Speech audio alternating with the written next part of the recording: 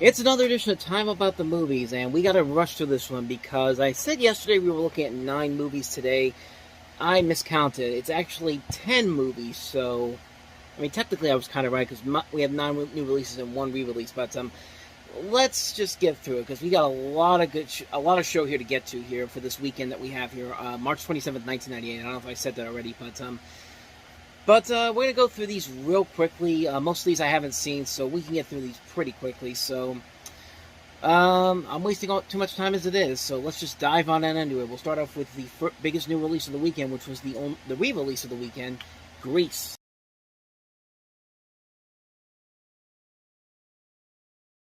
Of course, this was for the 20th anniversary of Grease, and of course you have John Travolta and Olivia Newton-John, the film that turned them into superstars, and has become a musical classic ever since. This was the 20th anniversary re-release of the film.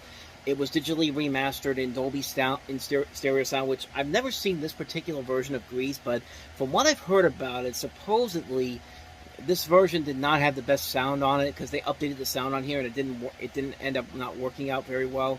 So this was seen by some people as not that great of a re-release. In fact, there was actually an editing error on the original Grease where Danny and Sandy were supposed to kiss that was removed from the final cut of the original film, was lost for the theatrical release, and they only preserved the scene in black and white. And the director Randall Kleiser had attempted to try to have it colorized and restored for this particular re-release, but it eventually didn't happen because he was dissatisfied with the results of it. So. It's on the 40th anniversary re-release, but he said that when they get to the 50th anniversary, they're trying to make sure that they can get it colorized and put in time for that release in 2028. So we'll see what happens on that front there. But this re-release did pretty well, all things considered. I mean, when it was re-released, it brought in another $28 million to help it kind of surpass The Godfather, Paramount's biggest release at that time. Of course, before Titanic came around the corner to take that away. Am I reading that right, though? Okay, I am misreading this wrong. It says it was actually during the 1979 re-release that it overtook The Godfather as Paramount's highest-grossing film, which I could have sworn it was, because Titanic had already surpassed $300 million by this point. I don't think Grease ever got to that, but regardless, what more can you say about Grease? It's a musical classic. John Travolta and Olivia Newton-John, their chemistry works so well in this movie. They're great singers in the film as well. The songs in this movie are excellent. I mean, even if you're not the biggest musical fan, you can find so much to admire about this movie. The production design of this film is incredible. You can tell that Greta Gerwig took a lot of inspiration from this movie for some of the scenes in Barbie, like some of the set pieces in here. I mean, really, I don't really think I need to say too much more about this movie that hasn't already been said. This is a film that, even if you're not the biggest musical fan, you can still find so much to really admire about this movie. It's a classic film, great music all around, one of the best soundtracks ever, and just a good, fun time overall. Like, there's so many quotable moments of this film. It's a classic film. I don't think I need to say too much more about this one, but Grease, it is indeed the word, So that is the re-release of the week. Now let's get to some of the newer releases that we had this week. And one of them was Richard Linklater's latest film, The Newton Boys.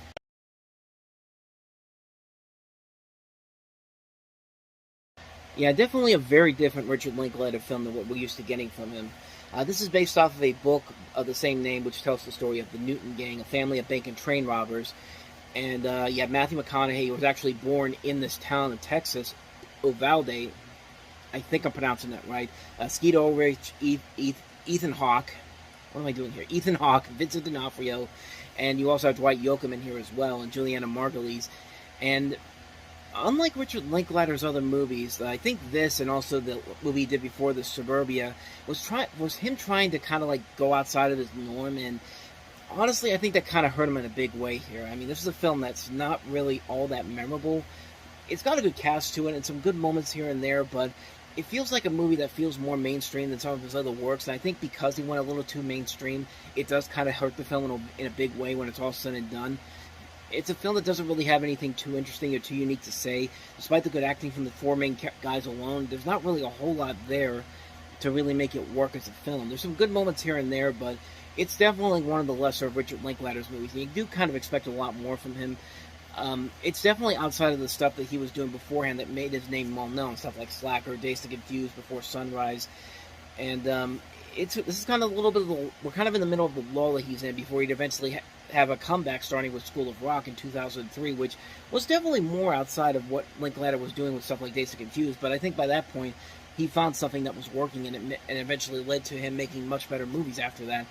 But as far as this film goes, it's pretty forgettable. It's a film that kind of comes and goes. It's not a bad movie per se, but it's something that you kind of expect a whole lot more when you consider who's working behind the scenes of it. So yeah, that's the Newton Boys. Let's go ahead and move on to the next film we have here, and that is Ride.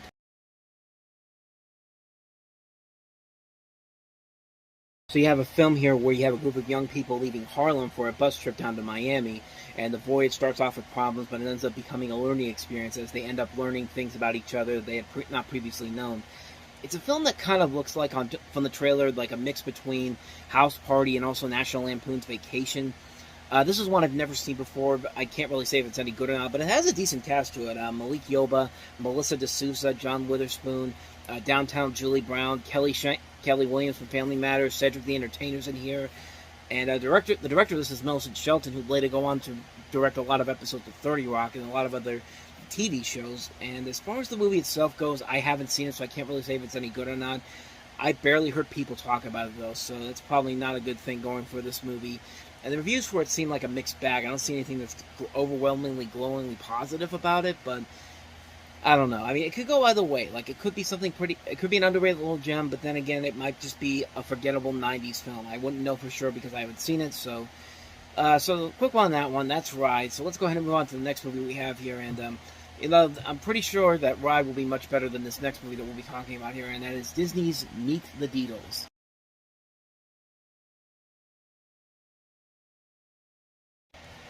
So they're going to bring in these two dumbasses to basically come in and save Yellowstone Park. Yeah, I'm going to believe that. Would you be surprised to know that this film is by Deke Entertainment, which is, of course, a company that is known for not really putting a lot of effort story-wise into the materials. And it's their first live-action film with Disney, actually. And this is the prime example of a bad late 90s Disney live-action movie. We've talked about this several times, how Disney's live-action movies in the later half of the decade were not that great whatsoever. And in fact, most of them were downright terrible. With those one little gems you get every once in a while, but this is definitely not one of them. That's Paul Walker and Steve Van Wormer as the Deedles, basically the Disney's equivalent to Beavis and Butthead. I'm only guessing that they thought they were going to be the next Beavis and Butthead, and oh boy, were they wrong on that front. You have John Astin in here as well, Robert Englund, Dennis Hopper. Who was this movie really made for? Like, no kid is going to want to see this movie. No adults would want to see this movie. And teenagers are much smarter than we give them credit for. That you want to that you're going to try to sell this to them? I don't think so. No. It's just no. It's just no. Just no. This whole movie, just absolutely no. This movie is downright terrible. It's a film that is so terrible, so bad. It gives Spice World a run for its money in terms of much better material than this movie here. Like, Spice World, you can actually get some good laughs at with how ridiculous it gets here. This, not so much. So, let's get away from that one here, and let's go to another comedy that's probably a lot better than Meet the Deedles is. I've never seen it before, but it's the sequel to The Visitors. The Visitors 2, The Corridors of Time.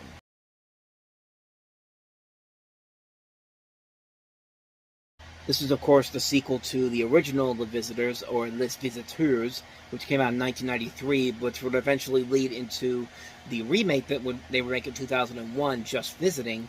And in this particular film, you have the same actors from the first movie, Christian Clavier and Jean Reno.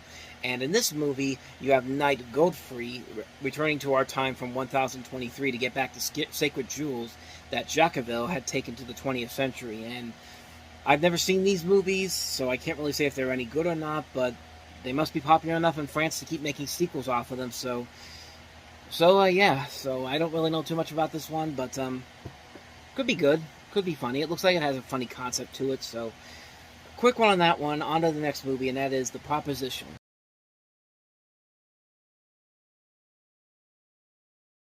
So you have this father, Michael McKinnon, played by Kenneth Branagh, coming from the UK to Boston circa 1935. And for unknown reasons, he avoids at all costs the most prominent parishioners, Arthur and and Eleanor Barrett, played by William Hurt, and as well as Madeline Stowe. Meanwhile, the two are desperately wanting to have a child, but Arthur is sterile, so they hire a Harvard law student to impregnate Eleanor. But unfortunately, Roger ends up falling in love with her. And you have all these situations here. You have Robert Loggia here, also in the film, as well as Blythe Danner. One of two films she's actually in this weekend. We'll get to another one in just a second. And Neil Patrick Harris is playing Roger in this. All I know about this movie is that this is the last feature film directed by Leslie Lincoln Glatter, who would go on to become a very prolific television director and an Emmy Award-winning TV director, if I'm not mistaken. But, she won Emmys for directing the episodes of Mad Men and Homeland. But as far as this one goes, once again, I don't really know too much about it, unfortunately, so I can't really say if it's any good or not. I've seen it's not gotten a whole lot of good reviews, so I'm just going to go off of that. Maybe it might be something good, but I'm not expecting too much out of it if I ever get to see it. But so that's pretty much all I know about the proposition. So let's go ahead and move on to the next movie we have here, and that is Edward Burns' No Looking Back.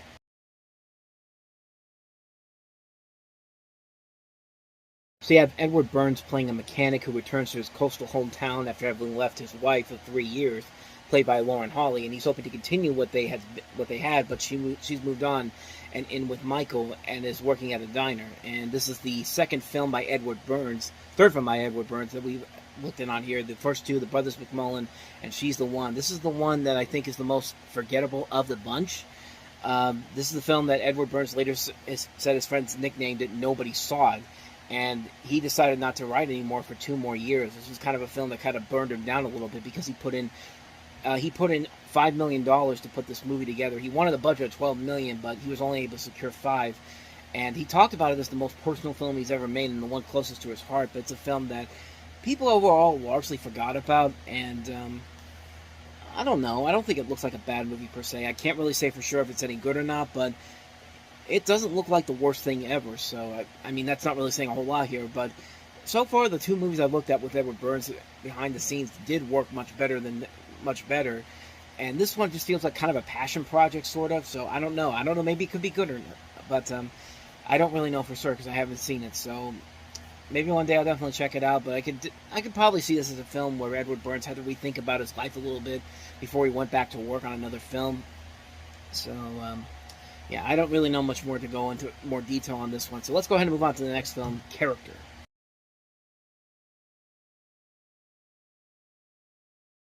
So in this film, you have a guy named Jacob who lives mute with his mother. He has no contact with his father, with who he only works against him, and he wants to become a lawyer at all costs, and he has these adventures that go through this movie. This film won the Oscar for Best Foreign Language Film at that year's Academy Awards, and it's a Dutch-Belgian film. That's pretty much all I know about it. I haven't seen this one, so I can't really delve into too much more of it, but it has high praise to it. I mean, it won an Oscar for foreign language film, so it should be somewhat of some worth. But other than that, I don't really else know what I can say about this one. So another quick one on that one. On to the next one, Renee Zellweger and A Price Above Rubies.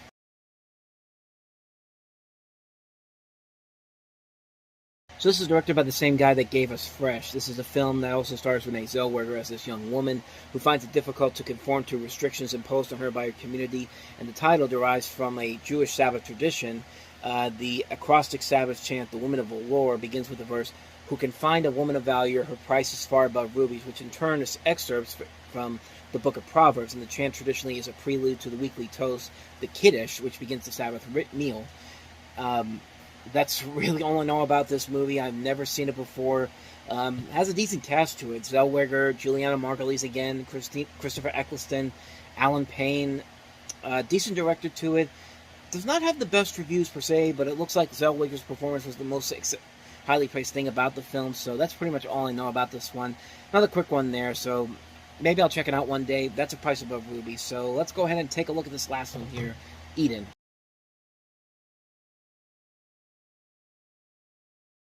So you have the story of a New England boys' school and one of the students who is infatuated with an instructor's wife who has multiple scoliosis.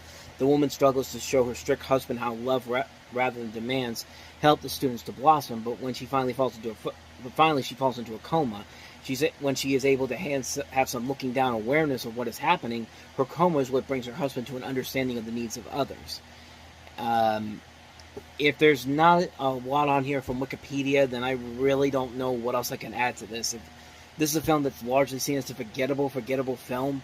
A film that doesn't really have a whole lot there, except for the fact that it has Joanna Going, Dylan Walsh, and John Patrick Flanery among the cast here, but I don't know anything about this movie, quite honestly. I don't think it's a film that... It doesn't really look like a film that has a lot of interest for me, and like I said, if there's not a whole lot on Wikipedia, if there's not a page on Wikipedia for at least something there, you can pretty much tell how forgettable this movie really is. So, not much more to add to that one, so that's Eden. And so on that note, we wrap up another edition of Time About the Movies, and next week we finally have the movie that takes down Titanic after 16 weeks, and that is Lost in Space. And, needless to say, I think most people would agree that Titanic was the better film of the two, but we'll delve into Lost in Space. We'll also look at Bruce Willis and Alec Baldwin in Mercury Rising, Barney's Great Adventure, the big screen debut of Barney the Dinosaur, and The Butcher Boy and The Spanish Prisoner. And a good majority of those movies are not looking too promising, quite honestly, but we'll delve into those 5 new releases on the next episode. But until then, thank you very much for watching, and if you want to see more videos like this, please hit the playlist on the next page, check out the previous episode, and also don't forget to hit the like and subscribe button to see more videos like this on this channel. So with that said, I will see you guys next time for the next video, and until then, as always, take care.